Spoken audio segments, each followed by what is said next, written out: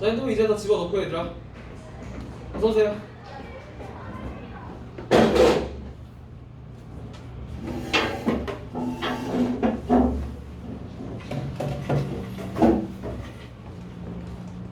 자, 여기 오자마자 죽었어.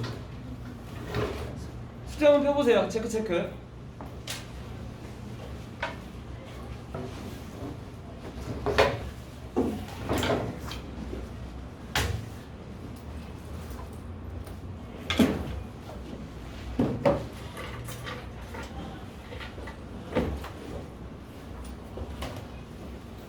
천재출판사 같은 경우는 이제 세 권이 숙제였지. 체크랑 자습서랑 평가 문제집 다 풀려 있어야 됩니다. 저번 문법 다리는 숙제 한번 펴보세요. 왜? 왜 못 봤어요? 왜 못 봤어요? 나 바로 보냈는데. 뭐 시간이 없어. 말도 안 되는 소리야. 분명히 거 알죠? 그죠? 자, 저는 분명히 말씀드렸습니다. 숙제랑 질문 많이 하는 사람들이 고득점 나온다. 알겠죠? 자, 숙제 전화 한번 펴보세요.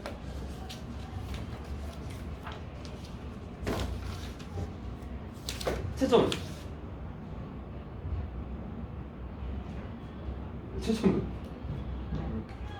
채점 안 했어요? 채점까지가 숙제예요. 알겠죠? 저번에 내가 강조했어요. 왜? 숙제는 왜 까먹었다고? 내신 대비인데 숙제를 까먹으면 어떡해요? 이건 뭐 공부를 뭐 분명히 거 알죠?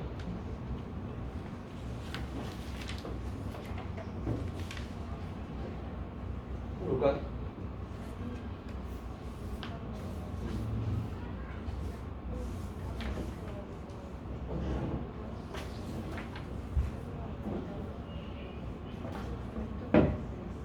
다시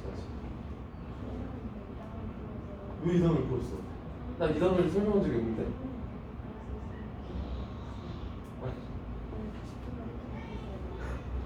풀긴 풀었어요?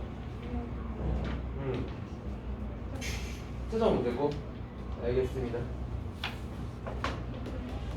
이건 못 되고요. 이건 써.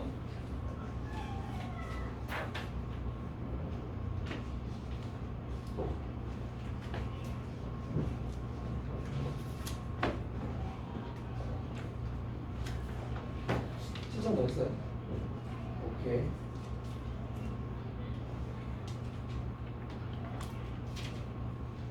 자수할 평가면 되지. 그것도 나왔어요.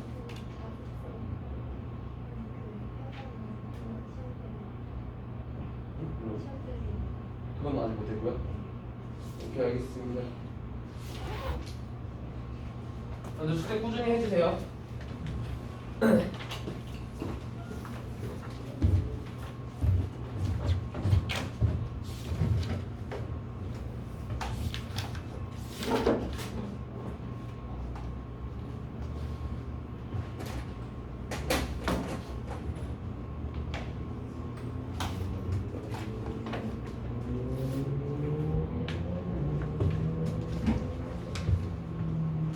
자, 일단 천재출판사 같은 경우는 1교시 때 우리 1단원 진도 나갈 겁니다. 1단원 진도를 나갈 거고요. 2교시 때는 여러분들 뭘 할 거냐면 일단은 그 저번에 문법 내용 관련해서 간단한 개념 테스트를 볼 겁니다. 빈칸 뚫어놓기 테스트를 볼 거니까 다른 출판 지학사 출판사 사용할 동안 여러분들은 이 테스트 봐주시면 되고요. 그리고 채점하신 다음에 저한테 내주시면 됩니다. 알겠죠? 그리고 이 문법 개념 테스트 같은 경우는 제가 매주 본다고 했어요. 알겠죠?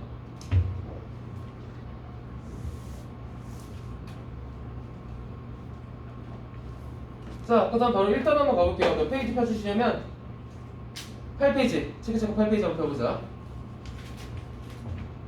이거 다들 시험 범위 들어가시죠? 그죠? 학교에서 했겠지만 여기 1단에서 일단은 키포인트가 뭐냐면 문학의 다양한 해석이라고 돼 있어요. 그쵸? 즉 문학을 바라보는 관점을 이제 배우는 단원이라고 볼 수 있겠는데 그 문학을 바라보는 관점 같은 경우는 크게 4가지가 있습니다. 자, 이 4가지가 바로 이번 1단원의 출제 포인트라고 보시면 돼요. 아시겠죠?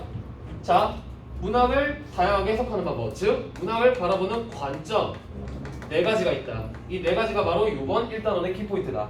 알겠지? 자, 그다음 이 4가지 관점에는 뭐가 있느냐? 자, 첫 번째 작품 중심으로 바라보는 관점이 있습니다.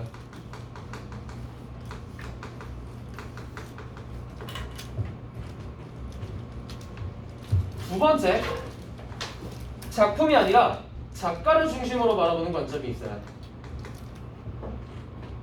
세 번째 시대를 중심으로 바라보는 관점이 있고 그리고 네 번째 이거 좀 겹친다.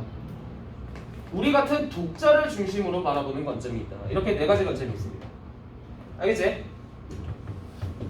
이렇게 크게 4가지 관점이 있을 수가 있다. 자, 그 다음 여기 8페이지 같은 경우는 이 4가지 관점에 대해서 조금 더 디테일하게 설명해주는 페이지라고 볼 수 있겠습니다. 알겠죠? 그리고 이 4가지 관점 중에 얘 같은 경우는 작품 안에서 찾을 수 있는 것들을 중심으로 본다고 해서 내재적 관점, 내적이 아니라 내재적 관점.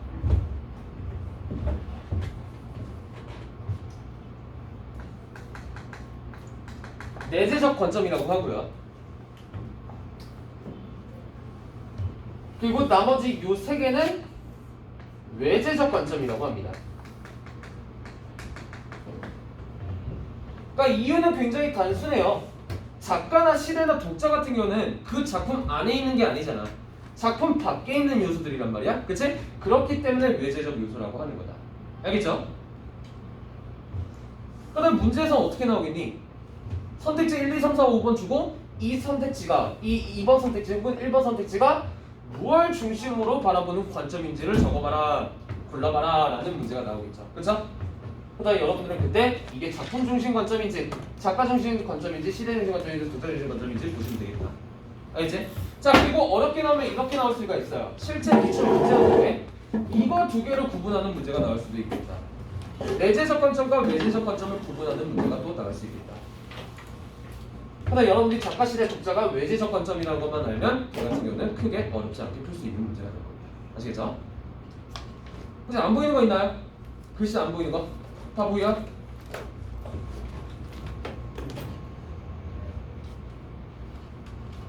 자, 그다음 이 4가지 관점에 대해서 조금만 더 디테일하게 얘기해 볼게요. 어려운 내용은 없습니다, 여러분들. 자, 그다음 여기 동그라미 2번의 첫 번째 보면은 내적 요소 중심이라고 했잖아. 그치? 여기. 이게 바로 여기서 말하는 1번이야. 작품 중심으로 바라보는 관점. 알겠지? 선생님, 그렇다면 작품을 중심으로 바라본다는 것, 즉 내적 요소를 중심으로 작품을 감상한다는 게 도대체 뭘 봐야 한다는 겁니까? 되게 단순해요. 이것들. 작품의 소재, 그리고 작품의 구조, 그리고 작품에 쓰인 표현 기법들, 이런 내적 요소들을 중심으로 바라보는 관점을 바로 작품 중심 관점이라고 하겠다.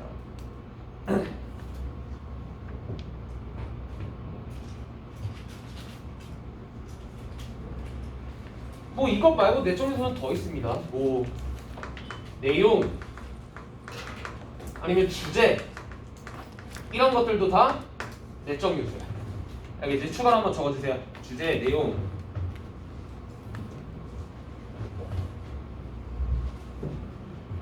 자, 따라서 이 작품 중심으로 바라보는 관점의 효과는 뭐냐?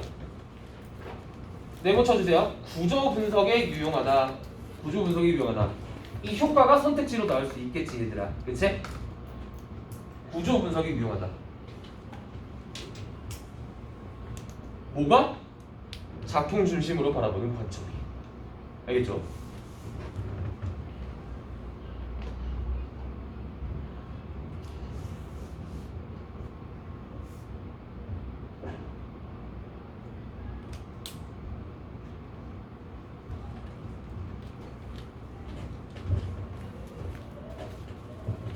자, 다음은 외적 요소. 한마디로 외제적 관점이죠. 외제적 관점에는 크게 세 가지가 있다고 했습니다. 시대, 작가, 독자. 그치?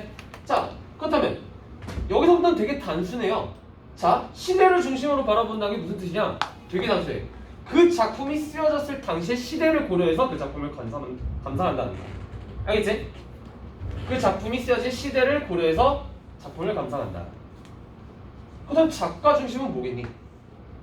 그 작품을 쓴 작가가 누구인지를 중심으로 그 작품을 감상한다. 그치? 되게 단순하죠? 자, 마지막. 그다음 독자 중심 관점이란 도대체 뭐냐? 독자 중심 관점이란 이거예요. 이것도 되게 쉽습니다. 작품이 당연히 독자에게 끼치는 영향이나 교훈. 그러니까 한마디로 이런 거야. 나는 이 작품을 읽고 뭘 깨달았어. 라는 선택지가 나오면은 걔는 독자 중심 관점인 거야. 알겠지? 어렵지 않죠, 여러분들? 그쵸?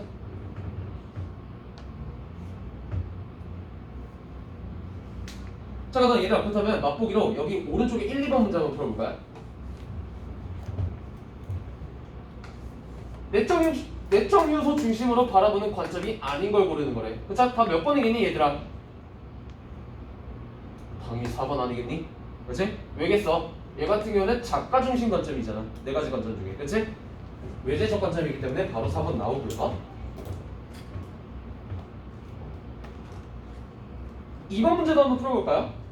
아마 1, 2번 같은 문제가 한 두세 문제 정도 출제가 될 겁니다. 알겠죠?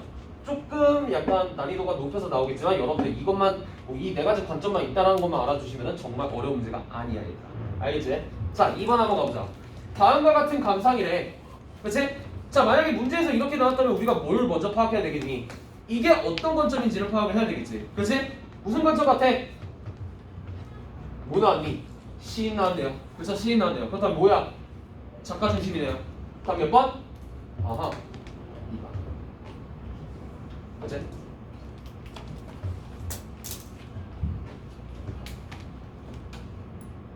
네, 그렇게 알아볼 수 있겠습니다. 이 네 가지 관점이 항상 키포인트라는 점 꼭 문제 풀면서 항상 염두에 두시고요. 그리고 동그라미 3번 같은 경우는 조금 당연한 얘기를 할 겁니다. 작품을 읽을 때는 우리가 주체적인 관점에서 파악을 해야 된다. 그리고 항상 뭐가 필요하냐면 근거가 필요합니다. 역시 당연한 내용이겠지만 중요한 키포인트이기 때문에 별표 한번 쳐주세요. 주체적인 관점에서 근거를 들어 작품 해석한다. 적으면서 들어. 한마디로 이거야.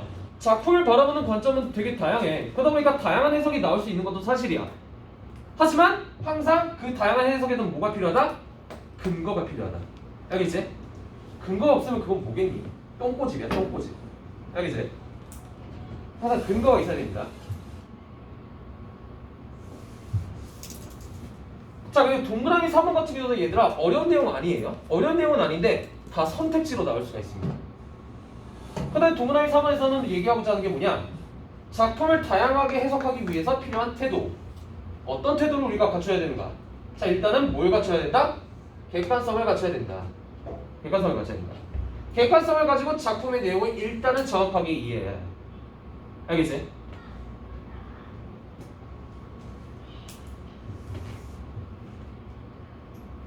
그러니까 작품 속의 상황과 이 화자가 느끼고 있는 감정을 일단은 잘 파악하는 소리야. 먼저. 알겠지? 그 다음에 아까 우리가 얘기했던 것처럼 근거를 들어서 해석을 해야 된다. 알겠죠? 그리고 다른 사람들과 뭐 해석과 평가를 비교해가면서 감상을 객관화해야 된다.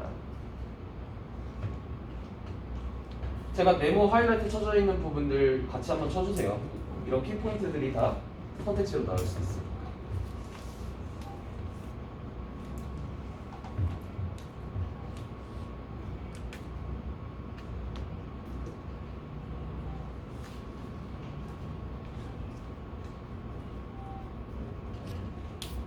자, 그렇다면 우리가 다음에는 어떤 활동을 할 거냐면 우리가 방금 배웠던 네 가지 관점을 가지고 이 이육사의 청포도라는 시를 분석해 볼 거야. 알겠지? 관점에 따라서 그렇다면 해석이 달라질 수 있다는 점 항상 염두에 주시면서 한번 같이 한번 읽어보자. 자, 일단은 여기 소단원 포인트 한번 가볼게요. 이육사의 청포도라는 시인데, 자, 근데 이육사라는 시인 혹시 들어보셨습니까? 이육사가 본명이니? 아니죠. 뭐니? 그렇지. 죄수번호 잘 기억하고 계시네요. 그죠? 뭐 아시겠지만 이육사 시인 같은 경우는 일제강점기 시대죠. 그죠? 일제강점기 시대에 자신의 AKA를 수감 번호로 삼은 거야. 그지? 그다음 그게 무슨 뜻이겠니? 일제에 대한 저항 의식이 굉장히 세다는 소리야. 일제 반항하다 감옥을 갇힌 것을 굉장히 자랑스럽게 여겼으니까 자신의 수감 번호를 AKA로 쓴 거겠지. 그치? 그래가지고 이육사 같은 경우는 굉장히 저항적 정신이 강한 시인이라고 판단이 됩니다. 고등학교 때도 여러분들 굉장히 많이 나온 시인이에요. 아시겠죠? 자, 그다음 한번 가보자. 이 청포도라는 시의 특징을 한번 우리 간략하게 먼저 스포 먼저 해드리고 작품 해석을 한번 해볼게요. 자, 누가 뭐라 하지 않았니 그러면? 아니요? 내 환청이 들리나? 자, 첫 번째. 자, 이거 잘 보세요. 말한 이의 소망, 즉 손님이 찾아오기를 소망한다. 얘들아, 여기서 키포인트는 뭐냐면 바로 이 화자는 무언가를 소망한다라는 점이야. 알겠지? 즉 이 화자가 느끼고 있는 정서, 그리고 이 화자가 취하고 있는 태도는 뭔가를 소망한다라는 점이다.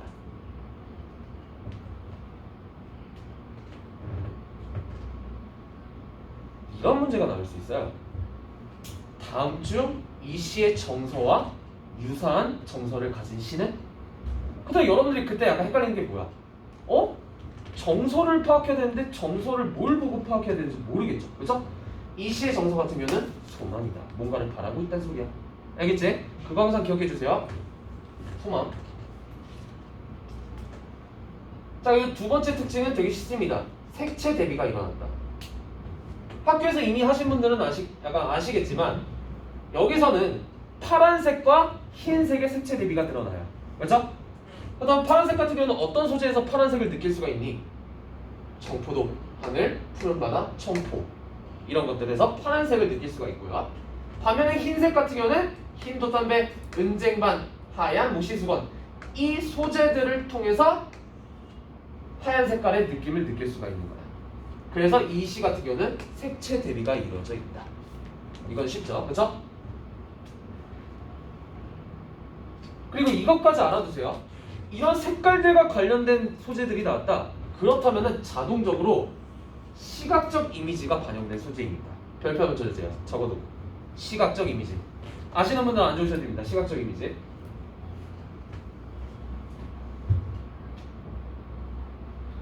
그러니까 시각적 이미지가 뭐니 얘들아? 단순하게 말해서 어떤 소재를 딱 봤을 때 뭔가 그 눈에 보이는 듯한 느낌이 들면은 걔는 시각적 이미지야. 다시 설명해 드릴까요? 어떤 소재를 딱 봤을 때 뭔가 눈에 보이는 듯한 느낌이 들면 걔는 시각적 이미지야. 그래서 색깔 같은 경우가 대표적인 시각적 이미지예요. 아시겠죠? 여러분들 이거 감각적 이미지, 이런 시각, 후각, 촉각 이런 감각적 이미지들 잘 기억해 주세요.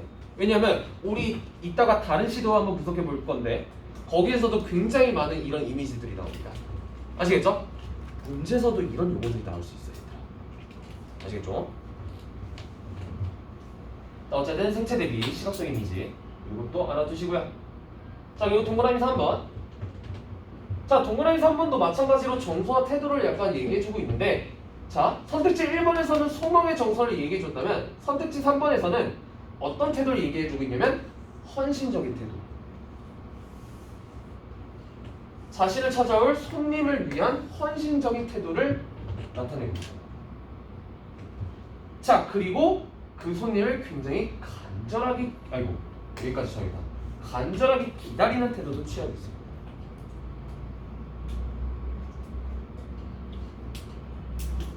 자, 그렇다면 얘들아, 이 시의 정서와 태도를 세 개로 딱 정리해 볼 수 있겠다. 첫 번째 정선태도 소망, 그치? 두 번째 정선태도 헌신적, 세 번째 정선태도 기다림. 이렇게 세 가지 정선태도를 우리가 도출해낼 수 있는 거야. 그렇다면 정선태도 물어보는 문제 나오면 우리는 뭐만 기억하면 돼? 소망, 기다림, 헌신적. 이 세 개만 일단은 기억하면 돼. 그리고 나서 문제 풀면 돼. 알겠죠? 안 보이는 거 있으면 말씀해 주세요. 그럼 마음 다음 어디야? 청포대 여기? 어디? 빨리 말해. 어디에? 그게 아니라 미리 써놓으려고 하는데 청포대 정신 말고. 아 이거? 네. 마을 전설. 전설과 하늘. 자, 오늘 저는 필기할 시간을 다 드립니다. 약간 필기 못해가 뭐 무섭다. 약간 그 필기하는데 급급할 필요 없어요. 저는 필기할 시간 다 드려요. 아무리 시간 오래 걸려도. 자, 이렇게 간단한 특징들에 대해서 일단은 먼저 스포를 해드렸고요. 그렇다면 이제 본격적으로 시를 한번 읽어보자.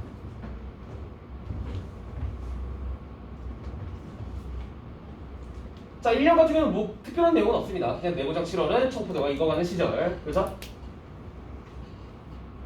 그리고 두 번째 연 가보자. 두 번째 연도 재밌습니다. 이 마을 전설이 주저리 열리고 먼데 하늘이 꿈꾸며 알랄이 들어와 박혀. 자, 그렇다면 어디에 들어와 박혔다는 걸까? 이 하늘이 청포도에 들어와 박혔다는 거겠죠. 그치? 자, 전설이 마을 레전드가 열렸어요. 그리고 그 청포도가 열린 거기 안에 뭐가 박혔대? 하늘이 박혔대요. 그죠? 아하. 그렇다면은 이 시에 따르면 청포도에 담긴 의미들은 어떤 것들이 있는 거야? 그 마을의 전설. 그치? 그리고 하늘. 이런 것들이 청포도에 담겨져 있는 거야. 글 속에 따르잖아. 알겠지?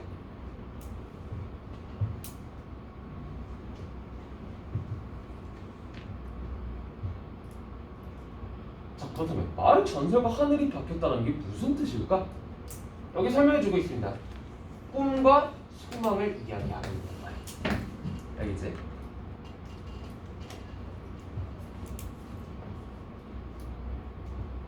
즉, 청포에 담긴 전설과 하늘은 곧 꿈과 소망을 의미한다. 그렇게 말아주십니다. 자, 3년 한번 가보자. 자, 하늘이 푸른 바다가 가슴을 열고 흰 돛담배가 곱게 밀려서 오면 이라고 돼 있어요. 자, 바다가 가슴을 연대요. 이거 무슨 법? 그렇지, 누인법. 쉽죠 이거는. 그렇죠?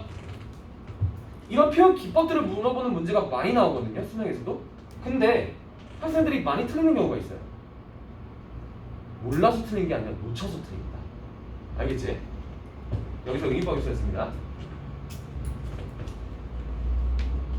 자, 그리고 푸른 바다 흰 돛담배, 이거 아까 뭐라 그랬니? 색채 대비, 그치? 관련된 이미지는 시각적 이미지. 네, 그렇게 알아볼 수 있겠습니다. 어쨌든 표현 기법은 그렇고요. 내용을 한번 가보자. 지금 푸른 바다에서 뭐가 밀려온대? 흰색 돛담배가 밀려온대. 그치? 그러나 이 흰색 돛담배는 너 안 넣는데 왜? 아니 안 넣는 줄 알았는데 쉽게 보니까 그렇더라고. 저게 무슨 뜻이야? 자, 다음에 한번 갈게요. 지금 흰 돛담배가 지금 약간 밀려오는 상황입니다. 그치? 자, 그러다 이 흰 돛담배에 누가 타 있니? 내가 바라는 손님이 타 있습니다. 그치?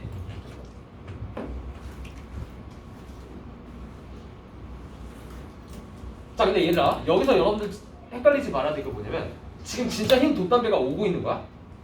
아니야. 이 흰 돛담배가 오는 상황을 기다리고 있는 거야.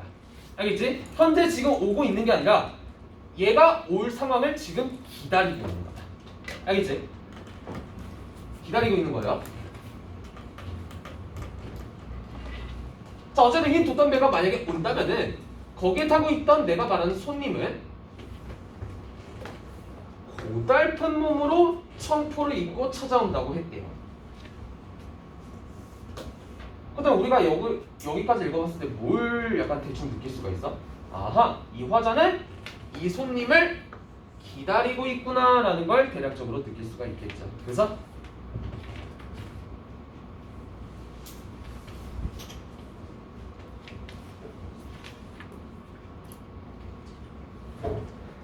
자, 여러분들 이제 슬슬 궁금해지는 게 이거지. 이 손님은 도대체 누굴까? 누구길래 내가 바라는 손님일까? 그리고 이 손님은 왜 지금 고달플까?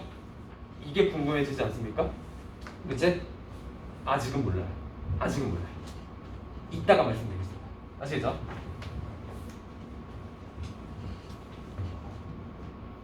자, 이거 마저 한번 읽어보면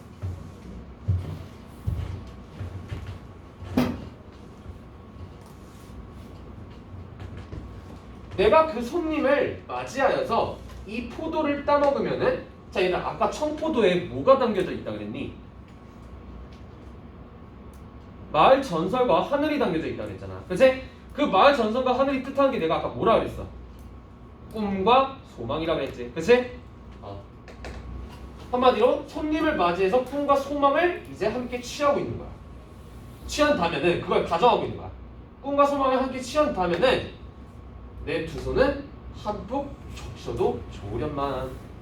당연하지. 꿈과 소망을 얻었으면 당연히 약간 되게 기분이가 좋겠지. 그치?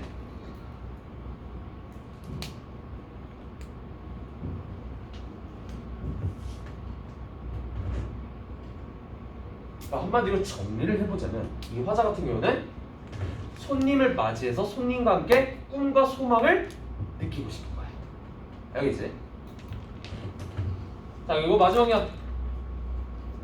아이야, 우리 식탁에 은쟁반에 하얀 모시수건을 마련해두렴.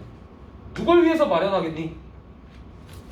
아까 그 손님을 위해서 마련하는 거겠지. 그치? 한마디로 여기 같은 경우는 손님을 위한 헌신적인 태도를 취하고 있는 화자를 볼 수가 있는 겁니다. 알겠죠?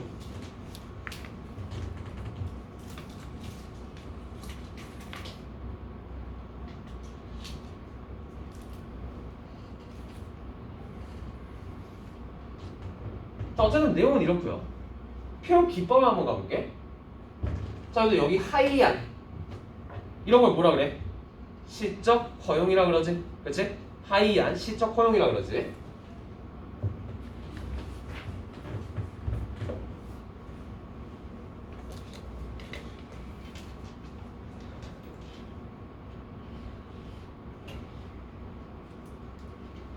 그리고 요거까지 나올지는 모르겠습니다.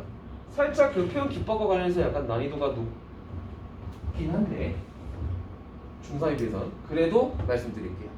자, 학교에서 설명을 했는지 모르겠습니다. 이거 아이야. 자, 지금 뭐하고 있어요? 이 아이를 부르고 있죠. 그렇죠? 부르고 있습니다. 자, 이런 거를 뭐라고 하면은 청자가 설정돼 있다고 해. 시 속에서 누군가를 부르고 있잖아요? 이러면은 청자가 설정돼 있다고 선택지로 나올 수 있습니다. 이것도 같이 한번 적어주세요.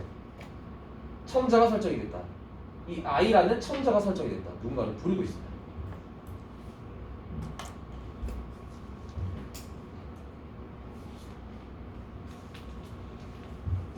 고등학교 올라오면 굉장히 많이 나오는 선택지입니다. 청자가 설정돼 있다. 알겠지? 네, 그렇게 알아볼 수 있겠습니다. 아시겠죠?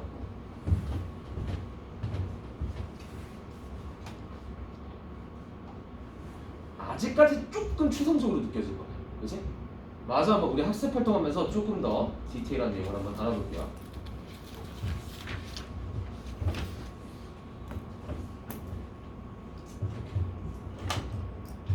다음 페이지 한번 보면은 역시 청포도에 관련해서 약간 특징들을 정리해주고 있는 이런 간단한 표가 있을 거야. 그치? 자, 여기부터 한번 가보자. 이 청포도 씨는 어떤 특징이 있냐면 감각적이래. 감각적이래. 왜겠니 얘들아? 어떤 이미지가 쓰였다고 했어 아까? 어떤 감각? 우리의 오감 중에 아까 어떤 감각이 쓰였었어? 시각. 그렇지, 시각. 그렇기 때문에 감각적이라고 하는 거야. 자 그리고 상징적. 이 상징적은 솔직히 모든 시는 다 상징적이에요. 알겠지? 모든 시는 다 상징적이야. 그리고 미래지향적.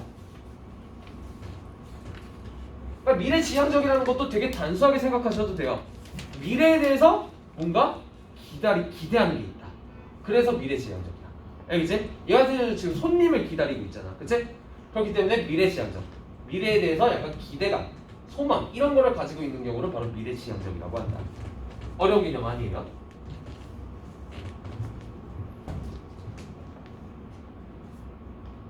네, 간단하게 그렇게 알아두시면 되고요. 이번엔 오른쪽의 주제를 한번 정리해 볼게요. 자, 이 작품의 첫 번째 주제, 풍요롭고 평화로운 세상을 회복하기를 바라는 간절한 소망. 풍요롭고 평화로운 세상, 바로 이게 키포인트가 되겠다. 그치?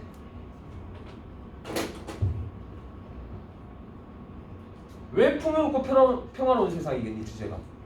되게 단순해요. 7월에는 뭐가 많이 열려?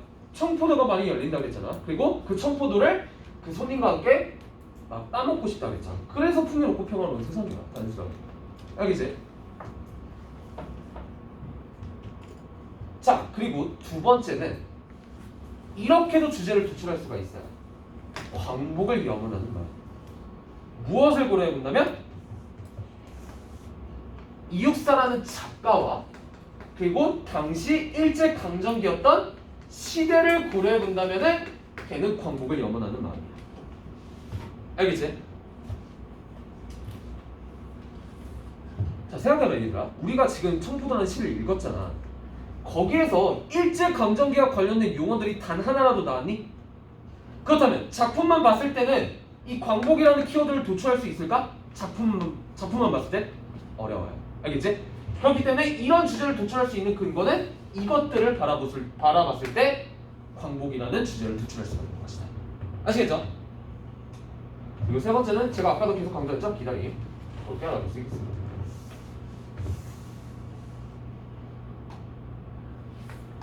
네, 여기까지 왔으면 일단은 중요한 거는 제가 다 말씀을 드린 거예요. 알겠지? 자, 그 다음에 우리 조금 더 적용 문제들을 같이 한번 풀어볼 건데,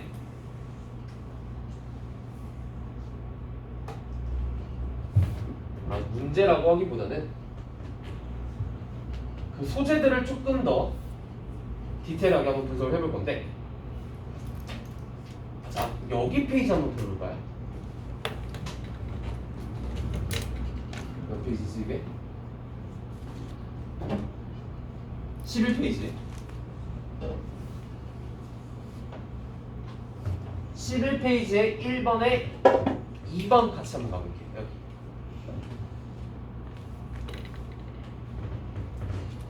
일단은 1번에 2번 같은 경우는 어떤 소재에 주목하고 있냐면 손님이라는 소재를 한번 분석해 보려고 해. 그치? 자, 얘들아, 시 속에서 손님이 어떤 모습으로 나왔어? 고달픈 몸으로 청포를 입고 나온다고 했어. 그치? 자, 그렇다면 여기서 말하는 손님이 고달퍼하는 이유는 뭘까? 청포에 담겨진 의미는 뭘까? 자, 손님이 고달픈 이유는 이거래요. 힘든 시간을 보냈기 때문에. 뭐 당연한 얘기지, 그치? 힘든 시간을 보냈기 때문에.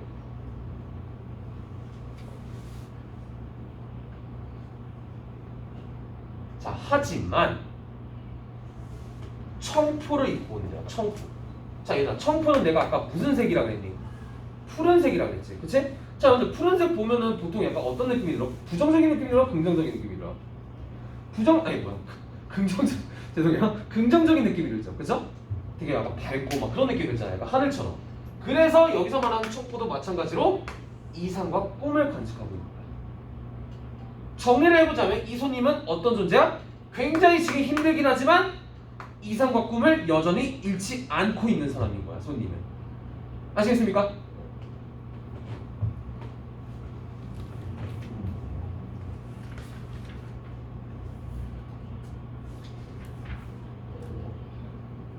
이 손님의 의미, 상징적인 의미, 여기에 담겨진 의미 꼭 기억해 주셔야 됩니다. 아시겠죠? 그리고 뭐 동그라미 3번 같은 경우는 제가 아까 강조 드린 거기 때문에 뭐 한 번 더 안 해도 될 것 같아요. 그냥 뭐 헌신적인 태도, 기다림의 태도, 그냥 이것만 다시 한번 알아주시면 되고요. 자, 다음은 2번 여기 한번 가볼게요.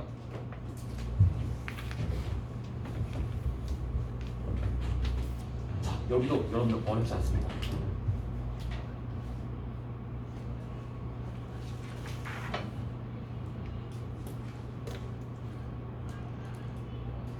자, 얘들아, 여기 글 같은 경우는 우리가 아까 바라봤던 네 가지 관점 중에 어떤 관점에 가까운 것 같니?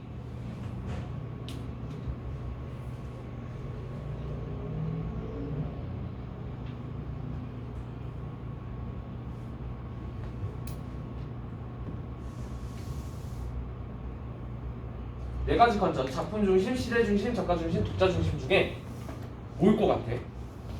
이거를 파악할 줄 알아야 돼요. 이런 문제가 나올 거기 때문에. 자, 답은 작품 중심입니다. 내재적 관점, 작품 중심이야. 왜? 그 이유를 아는 게 중요하겠죠? 왜냐면 봐봐. 지금 여기를 보면은 시 속의 상황을 지금 말을 해주고 있어요. 그죠? 지금 척포도가 알라리 알레리 박혔다. 주저주저 열렸다. 라는 시 속의 상황을 바탕으로 해석을 하고 있습니다. 자, 그리고 여기서 또 뭘 얘기하고 있니? 색채 대비, 즉 표현 기법을 얘기하고 있단 말이야. 기법을 얘기하고 있어요. 그치? 자, 시 속에 나타내는 상황, 표현 기법, 이거 다 어디 있는 겁니까? 작품 안에 있는 거죠. 그래서 자, 그렇다면 역시 내재적 관점, 즉 작품 중심 관점이라고 보시면 되는 거예요. 아시겠습니까? 문제에서는 이게 무슨 관점이냐라는 문제가 나온다. 아시겠죠?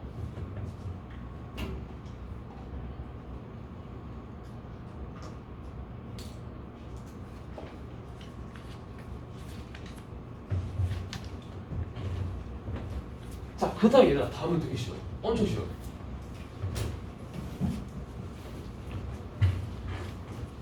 여기 한번 펴보자. 여기 한번 펴보자. 이번에 가나 이거 있는가?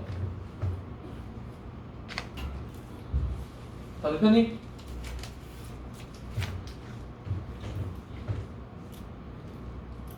자, 그럼 얘들아, 내가 똑같은 문제가 해볼게. 얘는 내가 시간 중에 뭐니? 누가 봐도 작가 중심 아니야? 그치? 왜? 시인 얘기 나왔잖아. 그치? 시인 얘기 나왔으니까 당연히 작가 중심이겠, 아니 뭐, 그치? 작가 중심이겠고요.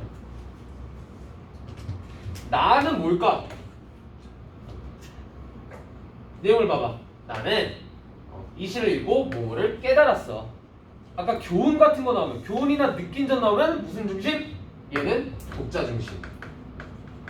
얘는 작가 중심. 이렇게 정리해 볼 수 있지. 그치? 작가 중심, 독자 중심. 어렵지 않죠?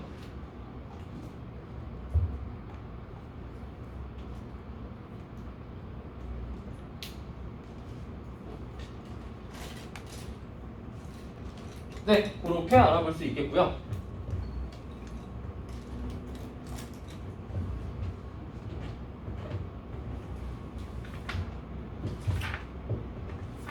다음은 동그라미 3번의 여기 시를 한번 가볼게, 얘들아.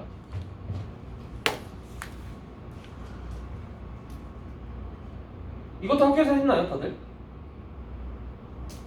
했어요? 오케이, 그럼 가자.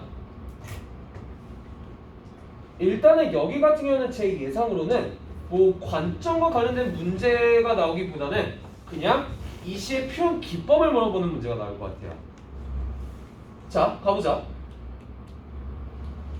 자, 비가 오면 오므는 나무가 있고 소리치는 나무가 있고. 자, 여기까지 읽어봤을 때 얘들아, 지금 뭔가가 지금 반복되고 있지. 뭐가 반복되고 있니? 뭐는 뭐뭐가 있고 뭐뭐는 뭐뭐가 있고 유사한 문장 구조가 반복이 되고 있습니다. 그치? 별표 무조건 나온다 이거. 유사한 문장 구조가 반복이 된다. 알면 안 적으셔도 됩니다.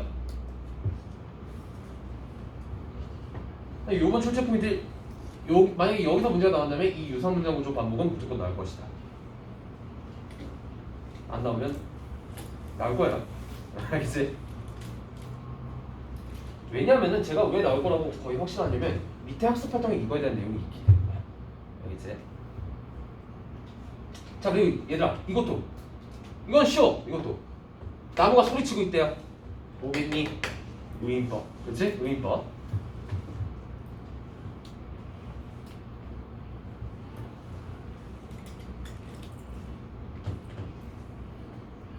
뭐 그 다음부터는 쭉쭉쭉 넘어가도 됩니다. 뭐 이파리마다 빛방울 퉁이는 나무가 있고 다른 나무가 퉁이 빛방울을 비로소 젓는 나무가 있고 뭐 다양한 나무들이 있대요. 그쵸? 지금 뭐라고 있니? 다양한 모습의 나무들을 나열하고 있자. 그쵸? 나열하고 있습니다.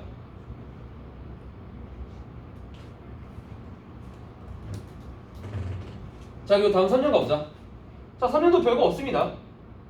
비가 오면 매처럼 맞는 나무가 있고 죄를 씻는 나무가 있대요. 자 지금 여기 처럼이라는 기법이 있다. 그치? 처럼 이거 뭐니? 이런 걸 뭐라 그래요? 직유법이라고 그러죠.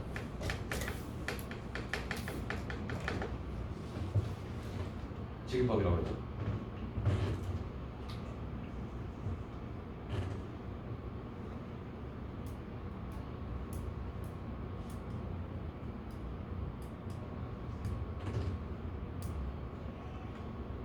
자 그리고 다음 마지막에 보면은 그저 우산으로 가리고 마는 사람이 있고. 그러니까 뭘 가리겠니? 당연히 비를 가리겠지 우산으로. 그치? 자 선생님 얘들아 이 시에서 주제가 뭘까? 얘가 뭘 말하고자 하는 걸까? 이 시에서 그 주제에 대해서는 약간 밑에서 굉장히 다양한 주제들이 나올 수 있다고 합니다.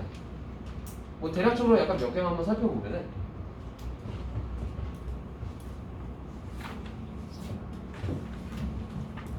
여기를 한번 가볼게요. 마지막 연에서는 비를 우산으로 가리는 인간의 모습을 제시하여 나무들과 달리 현실에 당당히 맞서지 않는 인간의 비겁한 태도를 반성하는 계기를 마련해주고 있다. 뭐가? 비가. 한마디로 이런 주제가 나올 수도 있다는 소리야. 알겠지? 현실에 당당히 맞서지 않는 현실에 맞서지 않고 그거를 우산으로 그냥 가려버리는 인간의 비겁한 태도를 반성하게 되는 계기를 마련한다. 이게 바로 뭐 주제라고도 해석을 해볼 수가 있는 거다. 알겠지? 그것만 알아두세요.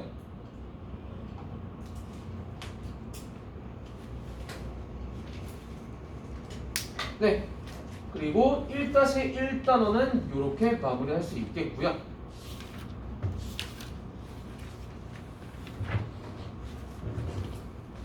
자, 기재 한번 펴시고. 네, 너무 졸리네. 네, 다녀오세요. 자, 기재 한번 펴시고요. 심호흡만 하시고.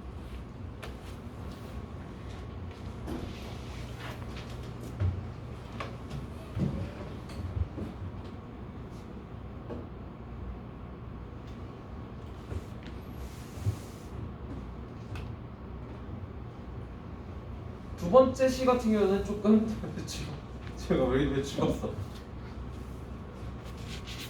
얘들아 두 번째 시는 단수야. 괜찮아요. 할 수 있어요. 알겠지? 다녀오세요.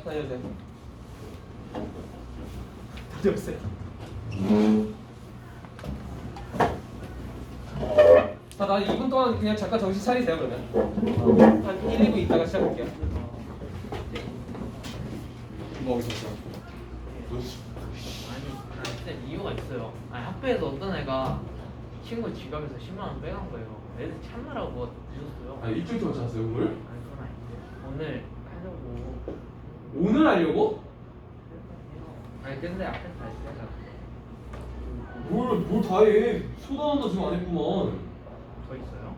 너 자 이거 펴고 오면 되지. 안 했잖아. 네. 언제 하려고 해? 너 오늘 끝내는 거야? 네. 끝낼 수 있어요? 아니, 못하긴 한데요. 안 돼. 이거 다 해야 돼. 안 그러면 진짜 실수한단 말이야. 네가 개념을 안다고 해서 다가 아니야. 그냥 내일 오시나요? 네. 내일 남을게요. 내일 몇 시요? 아, 저 내일 좀 늦어요. 몇 시? 아, 이쌤한테 얘기는 안 드렸는데 2시처럼 2시쯤에? 나 3시 반에 가는데 아침. 앞에 쌤 거를 하고요. 1시간 반 그래요. 뒤에 문제 풀어봐야 돼. 알겠지? 그래야 실수 안 해. 시험. 어려워요? 내일 중간중간에 제가 지금 받을 수 있으면 받을게요. 아니 컨트롤러도 지금 내. 알겠지? 이 성우는 시험을 지금 단어 개념 테스트를 지금 한번 보자. 이것도 비어 있어요? 다 큰일 났네. 다 외워야 돼. 알겠지? 이거 하나. 네. 이거밖에 없어. 이거 끝이. 얼마 없지?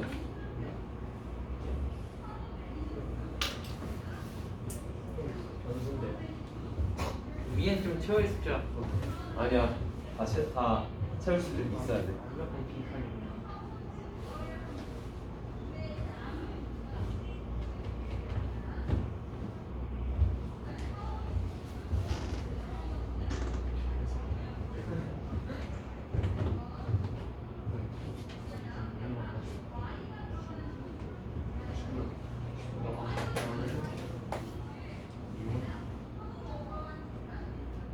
왜 학교에서 친구 빼고 다니세요? 쌤, 저 오늘 처음 보는 친구였거든요. 했는데 저희 어머니 가게를 얘기하고 있었어요. 했는데 제가 네. 사장님이 맛있어요, 사장님이 맛있어요 계속 이러는 거예요. 사장님이 마시고 사장님이 저희 친절해요. 어머니신데 어. 하는 거예요. 그냥 개념 자체가 없는 애네. 앉아 있었거든요. 어. 근데 짜증 나가지고 발로 차고 일어나서 친구한테 와가지고 친구야 나와라고 봤는데 계속 장난치는 거예요. 친구한테 뭐야 집어 무슨 일이야 시어 무슨 일이야 하고 있는 거예요. 씨발 아니야고 했더니 친구야 아니요 이런 거예요. 무시하세요. 그런 사람들은 약간 관심 받고 싶어서 그래. 좀 지키지 씨발 예 하고 나와가지고 무시하는 돼요. 해야지.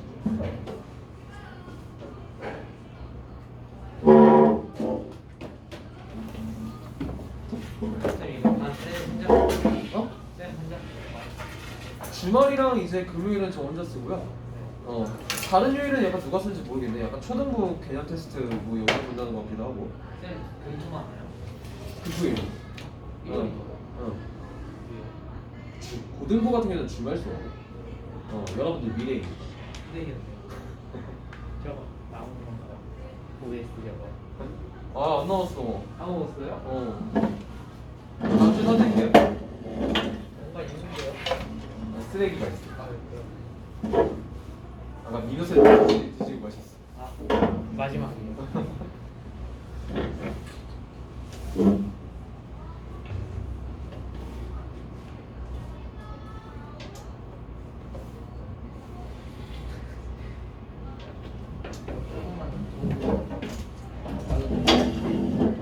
너 10분까지 끝내 있어야 돼 개념 테스트. 10분이요? 어. 10분 동안 외우고 5분 안 그래. 아니 너 내가 프린트볼 줬잖아. 그거 똑같아. 집에 있어. 야 씨, 그걸 왜 두고 댕겨? 씨. 아니 갖고 올리는데 너무 급하게 나왔어. 집 들렸다 씨 바로 왔거든. 어이가 없어 진짜. 여기 껴있는 줄 알았거든요. 집어오니까 아니더라고요. 아 짜증나 씨. 죄송해요. 금방 외울게요. 오늘 그거 앞에 그거예요. 일단 할 거야.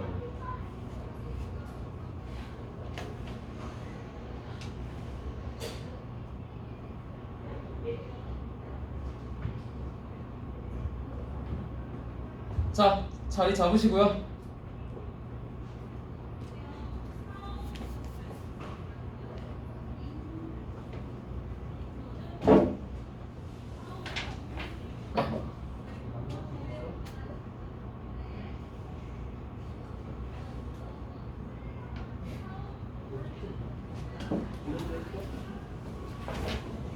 자, 자리 잡으시고요. 이제 슬슬 시작하자. 자, 어려운 거 얼른 끝내자. 어려운 거 없어 이제. 뒤에 문 좀 조금 닫아주시겠어요? 감사합니다.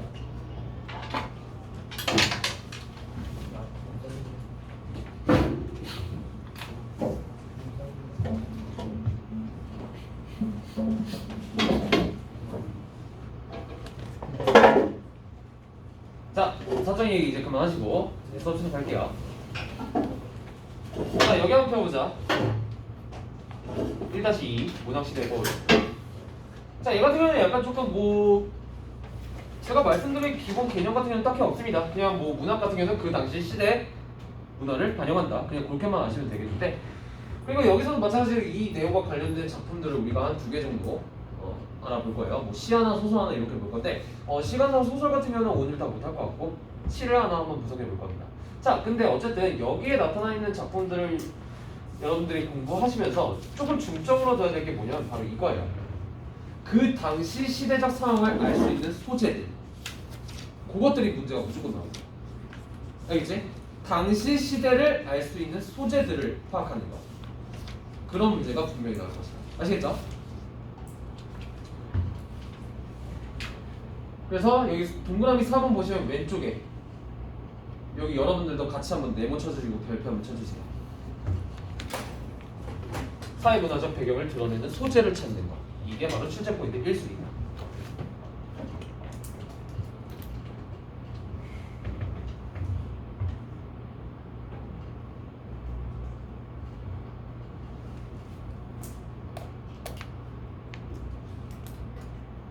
알겠죠? 그리고 이 의 같은 경우는 여러분들 그냥 쓱 한번 읽어보시면 되고요. 굳이 잘 안 읽어도 됩니다. 자, 그럼 바로 우리 본문 분석 한번 가보자. 다음 페이지.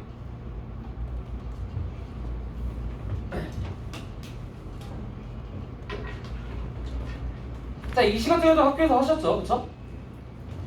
자, 제목이 가난한 사람 노래입니다. 자, 제목 자체가 조금 참신해요. 그쵸? 자, 그리고 부제가 있네요. 여기 부제가 뭐니? 이웃의 한 젊은이를 위하여. 이제? 자, 그럼 얘도 마찬가지로 제가 스포부터 간단하게 해드리자면, 자, 이 가난한 사람 노래라는 시는 일단은 시대적 배경이 언제냐? 1970, 80년대 산업화가 급격하게 발전하게 되는 그때. 이 1970, 80년대 같은 경우는 노동자들이 굉장히 힘들었습니다. 월급도 얼마 안 되는데 정말 하루에 정말 진짜 막 자는 시간 빼고 하루 종일 일했던 그런 시기예요. 돈도 많이 못 벌면서 굉장히 그런 약간 힘들고 암울했던 시기를 배경으로 한 시라고 볼 수 있습니다. 알겠지? 이게 중요해요. 1970, 80년대 산업화 배경이 껴있다는 것 자체가 이 사실이 굉장히 중요한 것이다. 아시겠죠? 자, 그리고 이거에 대해서 조금만 더 디테일하게 말씀드리자면 아무래도 이 1970, 80년대 가난 때문에 인간적인 감정도 누리지 못하는 그런 사람들을 위로하기 위한 시다. 알겠지?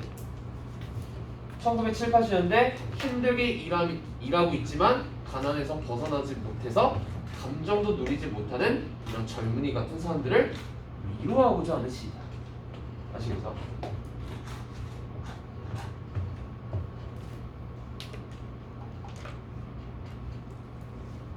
그리고 이 가난한 사람 노래 같은 경우는 약간 내용도 물론 중요하지만 표현 기법들을 잘 갖추셔야 됩니다. 알겠지? 표현 기법들과 관련된 문제가 여기서도 많이 나올 것이다. 자, 그것들을 제가 다 정리를 해드릴게요. 내용 자체는 크게 어렵지 않거든요.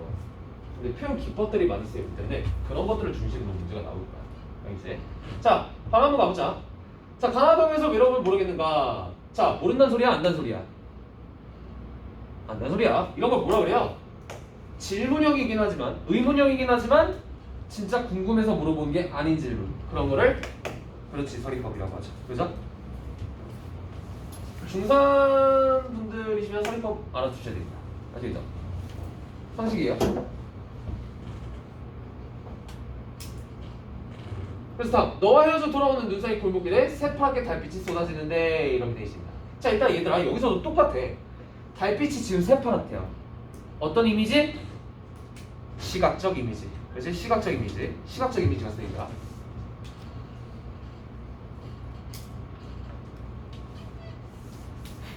자, 그리고 여기서 보면은 도치법도 쓰였습니다. 도치법. 얘들아, 도치법이 뭐예요? 순서가 바뀌는 걸, 문장 순서가 바뀌는 걸 바로 도치법이라고 합니다. 알겠지? 어려운 개념 아닙니다. 그래서 여기서 전반적으로 되게 도치법이 쓰였어요. 뭐 여기서도 마찬가지고. 사실은 약간 여기가 먼저 나오는 게 조금 더 자연스럽겠지, 그치? 너와 헤어져 돌아오는 눈살 골목길에 새파랗게 달빛이 쏟아지는데 가난하다고 해서 이런 걸 모르겠느냐? 이 순서가 조금 더 자연스럽죠. 하지만 그 순서가 바뀌어서 나왔기 때문에 도치법이라고 할 수 있는 겁니다. 알겠지?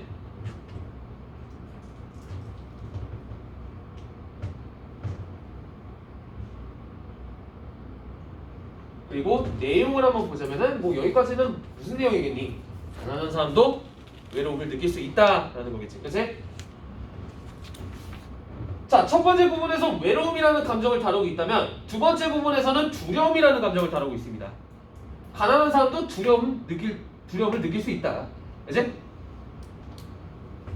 자, 그리고 여기 중요합니다. 두 점을 치는 소리, 방문대와 호각 소리, 그리고 기계 굴러가는 소리. 얘들아, 이 세 가지가 다 뭐냐면 그 당시 시대적 배경을 알 수 있는 구별들이야. 별표 쳐주세요. 무조건 나온다. 점 치는 소리, 호각 소리, 기계 굴러가는 소리. 다 시대적 배경을 알 수 있는 소리야. 자, 이 시대적 배경 언제라 그러니?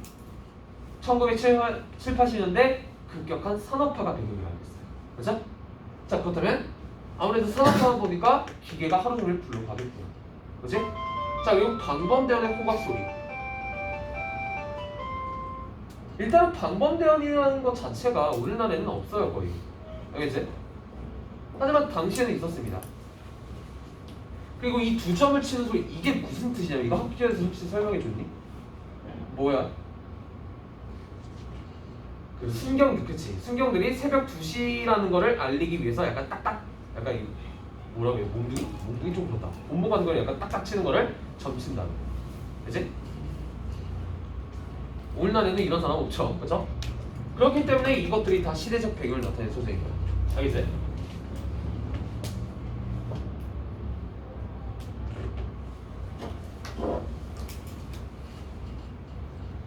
그리고 이 부분에서 또 중요한 건 뭐냐면 얘들아, 이거야. 여기서 시각적 이미지가 쓰였다면은 여기선 다 지금 소리. 얘들아, 소리는 우리의 오감 중에 뭐랑 관련돼 있어? 청각과 관련돼 있잖아, 그쵸? 그래서 얘 같은 경우는 청각적 이미지라고 해. 청각적 이미지라. 알겠지? 적어주세요. 중요합니다. 청각적 이미지라고 해.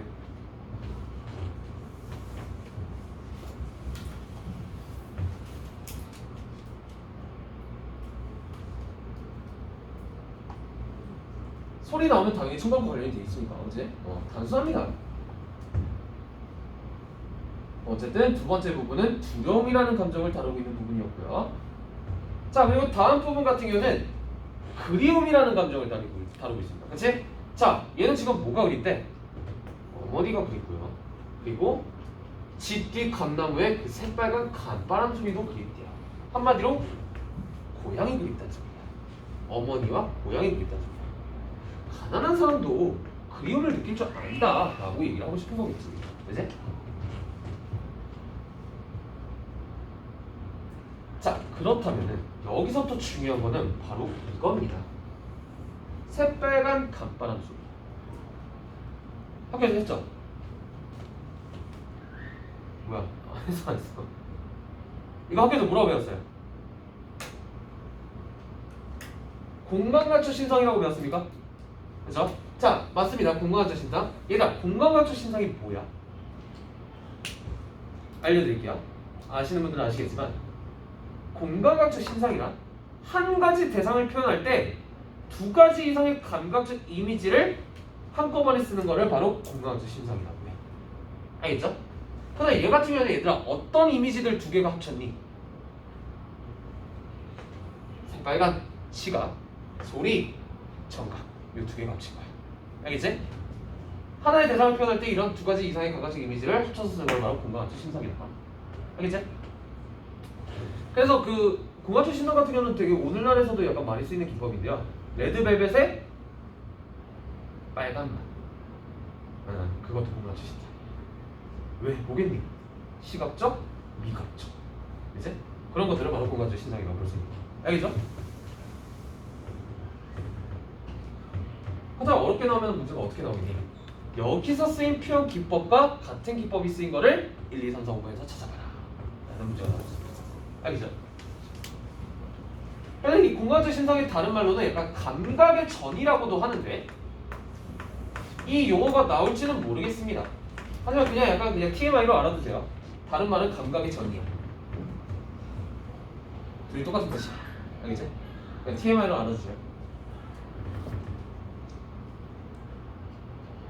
자 어쨌든 여기 같은 경우는 그리움이라는 감정을 다루고 있는 문제였고요. 자 다음도 잘 봐 얘들아. 내용 자체는 굉장히 복잡하지 않은데 여기서도 감각적 이미지가 또 쓰입니다. 일단은 다음 부분 같은 경우는 사랑이라는 감정을 다루고 있고요. 그렇죠? 자 그리고 읽어보자. 내 볼에 와닿던 네 입술의 뜨거움. 자 뜨거워. 어떤 감각과 관련돼 있니? 시각, 청각, 촉각, 미각, 후각 중에 뭐겠니? 뜨겁다, 차갑다? 당연히 촉각입니다.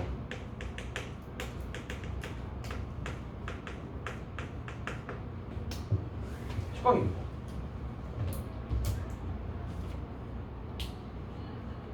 아하, 그렇다면은 이 시 같은 경우는 전반적으로 아주 다양한 감각적 이미지가 쓰였구나라는 걸 우리가 알 수가 있는 거겠지. 그치?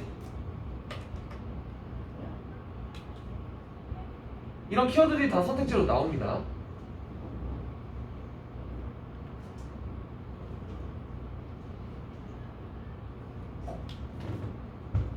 자 그리고 사랑한다고 사랑한다고 지금 시어가 반복이 되고 있습니다. 마찬가지로 반복과 관련해서도 문제가 나올 수 있는데 여러분들 반복과 관련된 선택지 문제가 나오면은 뭘 잘 봐주셔야 되냐면 뭐가 반복이 된다고 말하고 있는지 시어가 반복된다고 말하고 있는지 아니면 아까 말했던 것처럼 문장 구조가 반복이 되고 있다고 하는지를 잘 봐주셔야 됩니다. 알겠지? 그렇다면 시어라는 게 뭡니까? 되게 단순해요. 그냥 시 속의 단어들을 다 시어라고 해요. 알겠죠?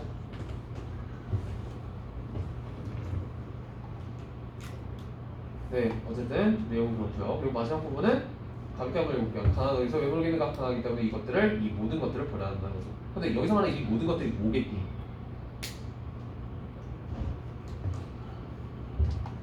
약간 이런 감정들을 얘기하는 것이 아닐까라고 우리가 예측을 해볼 수가 있는 거야.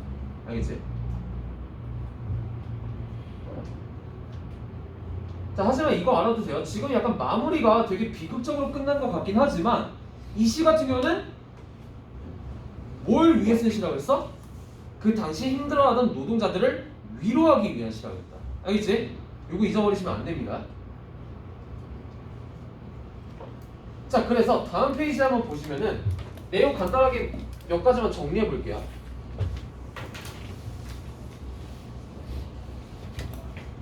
다 했던 내용이야. 자, 설의법, 도치법 다 어딘지 기억나십니까?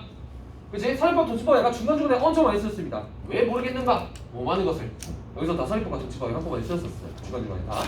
자, 그리고 제가 아까 말씀드렸죠? 시각적, 청각적, 촉각적. 그치? 다 어딘지 기억나시죠? 새파란 달빛, 약간 호박 소리, 뜨거운 입술 이런 다양한 감각적 이미지들을 썼다. 그리고 문장 구조를 반복함으로써 문율을 형성하고 있다. 그러니까 시 속의 단어도 반복이 되고 시어도 반복이 되고 문장 구조도 반복이 되는 거야 얘들아. 알겠지? 여기서는 표현 기법들을 잘 봐주세요. 내용도 중요하습니다.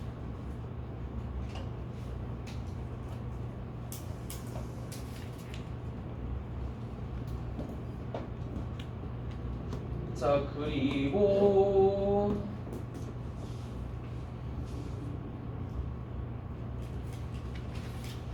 뭐 이것도 뭐 전할 필요는 없습니다.